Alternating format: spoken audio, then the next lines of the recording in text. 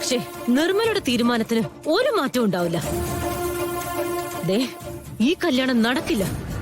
നടന്നാൽ തന്നെ അവരൊരുമിച്ച് ജീവിക്കില്ല.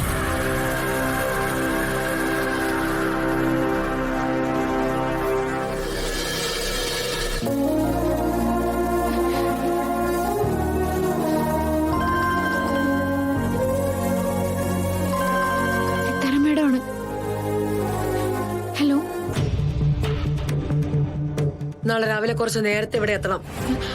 മാഡം, എന്റെ അമ്മ ഹോസ്പിറ്റലിലാ. അമ്മയുടെ അവസ്ഥ കുറച്ച് മോശം. നവീന്റെ വീട്ടിൽ നിന്ന് വിളിച്ചു. നാളെ പ്രീ വെഡിങ് ഷൂട്ട് വെച്ചിരിക്കുക. അത് മാറ്റാൻ പറ്റില്ല. മാറ്റണം മാഡം. ഞാൻ മാഡത്തിന്റെ കാല് പിടിക്കാം. ഇപ്പൊ അമ്മയുടെ അടുത്തുനിന്ന് മാറി നിൽക്കാൻ എന്നെക്കൊണ്ട് പറ്റില്ല. നോക്ക, ഇവിടെ ഞാൻ നിശ്ചയിച്ച കാര്യങ്ങൾ മുടങ്ങിയാലേ അവിടെ നിന്റെ അമ്മയുടെ ചികിത്സയും മുടങ്ങും.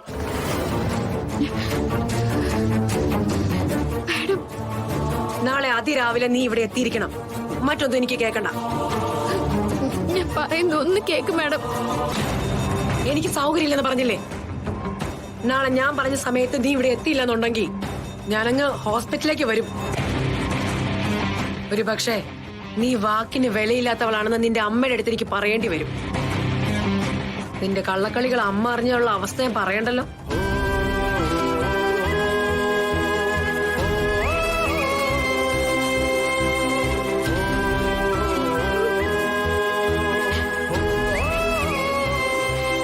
എന്താ മോളെ?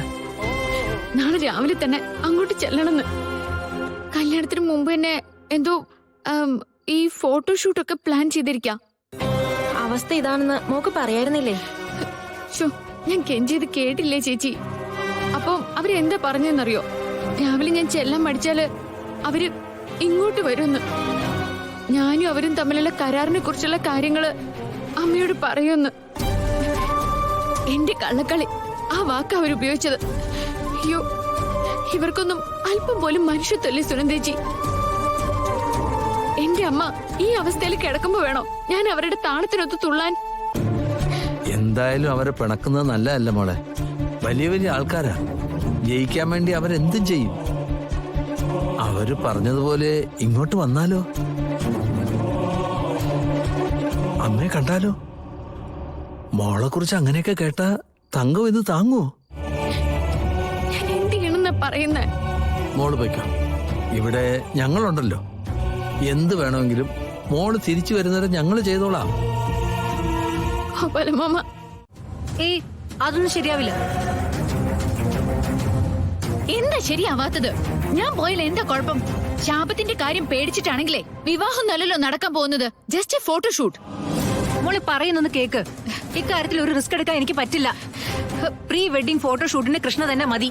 മമ്മി, ഇക്കാര്യത്തിൽ വെറുതെ വാശി പിടിക്കേണ്ട നീ. ഓക്കെ, അവള് പോയി പങ്കെടുക്കട്ടെ. പക്ഷേ ഷൂട്ട് നടക്കുന്ന സ്ഥലത്ത് ഞാനും ഉണ്ടാവും. എന്തിന്? അല്ലെങ്കിൽ തന്നെ എന്തിനാ നീ അതൊക്കെ മറഞ്ഞെന്ന് കാണുന്നത്? എനിക്ക് അവളെ വിശ്വാസമല്ല ആ കൃഷ്ണയെ. അതുകൊണ്ട് ഞാൻ പോണെന്ന് പറയുന്നത്. അതുകൂടി മമ്മി വിലക്കിയാലുണ്ടല്ലോ ഇങ്ങനൊരു കാര്യം നടക്കില്ല. ശരി, നിന്റെ ഇഷ്ടം പോലെ ആവട്ടെ. പക്ഷെ ഓരോ രൂപത്തിൽ രണ്ടുപേര് അവരുടെ കൺമുന്നിൽ ചെല്ലുന്നതിന്റെ റിസ്ക് അറിയാലോ നിനക്ക്. അതൊക്കെ ഞാൻ നോക്കിക്കോളാം മമ്മി. അവള് പകരക്കാരിയായി നിന്നാലും നടക്കാൻ പോകുന്നത് എന്റെ പ്രീ വെഡിങ് ഫോട്ടോഷൂട്ടാ.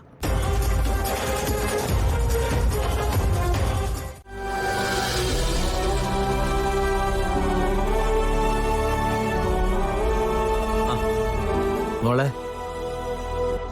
ഗോപാലമ്മ, ഞങ്ങൾ പോയിട്ട് വരാം. ആ ശരി മോളെ. എന്തെങ്കിലും ആവശ്യമുണ്ടെങ്കിൽ ആ നിമിഷം തന്നെ ഗോപാലമ്മ എന്നെ വിളിക്കണം. അതൊന്നും മോള് പേടിക്കണ്ട.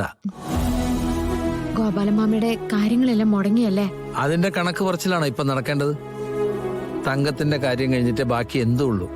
നിങ്ങൾ പോവാൻ നോക്ക്. ഓഫീസിൽ നിന്ന് ഡൽഹിയിൽ നിന്ന് ആരൊക്കെയോ വരുന്നുണ്ടെന്ന് സുനന്ദേച്ചി അമ്മയോട് പറഞ്ഞു. അവരുടെ കൂടെ നിന്ന് ഒരു ഫോട്ടോ എടുത്തോണ്ട് വരുമോ എന്ന് അമ്മ ചോദിച്ചു. അമ്മയെ പറ്റിച്ച് മോള് ഫോട്ടോ എടുക്കാൻ തന്നെയാ പോന്നെ. ഇനി അവിടെ ചെന്നിട്ട് എല്ലാം മറന്നു ചിരിക്കണം, സംസാരിക്കണം. കേമാണ് എന്റെ ജാതകം. അല്ലേ?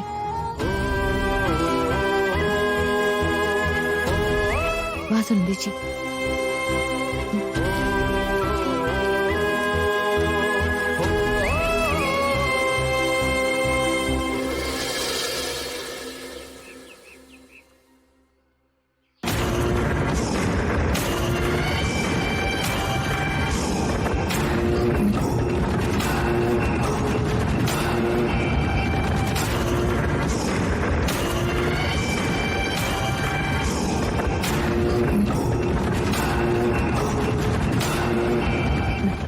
അമ്മ, ഈ ഫോട്ടോഷൂട്ടിന് വരുന്ന സ്റ്റുഡിയോക്കാരാരാണെന്ന് എനിക്ക് മനസ്സിലായി.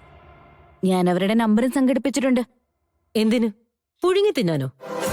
അമ്മ എന്താ ഇങ്ങനൊക്കെ പറയുന്നേ? പിന്നെ എങ്ങനെയാ ഞാൻ പറയണ്ടേ? ഈ സ്റ്റുഡിയോക്കാരുടെയോ ഫോട്ടോക്കാരുടെയോ ഒക്കെ നമ്പർ ഇട്ടിട്ട് നമുക്ക് എന്താ കാര്യം? അവന്മാരെ കൊണ്ട് എന്ത് സാധിക്കും? എടുക്കുന്നത് ക്യാമറ പതിഞ്ഞില്ലാന്ന് വരുത്തിയാ അവര് പിറ്റേ ദിവസം ഇത് തന്നെ നടത്തില്ലേ? ഇതിലും ഗംഭീരായിട്ട്. അമ്മയെ പോലെ തലകുത്തി നിന്ന് ചിന്തിക്കാനുള്ള ബുദ്ധിയൊന്നും എനിക്കില്ല. ബുദ്ധിയുടെ കാര്യത്തില് നിനക്ക് അച്ഛന്റെ ഗുണമാണല്ലോ കിട്ടിയിരിക്കുന്നത്. എടി മോളെ, ഫോട്ടോഷൂട്ട് മുടക്കാനല്ല നമ്മൾ നോക്കേണ്ടത്. അതിനിടയിൽ ആരും അറിയാതെ പറ്റുമെങ്കിൽ ഗാഥയെ എങ്ങനെയെങ്കിലും കൊല്ലാനാ.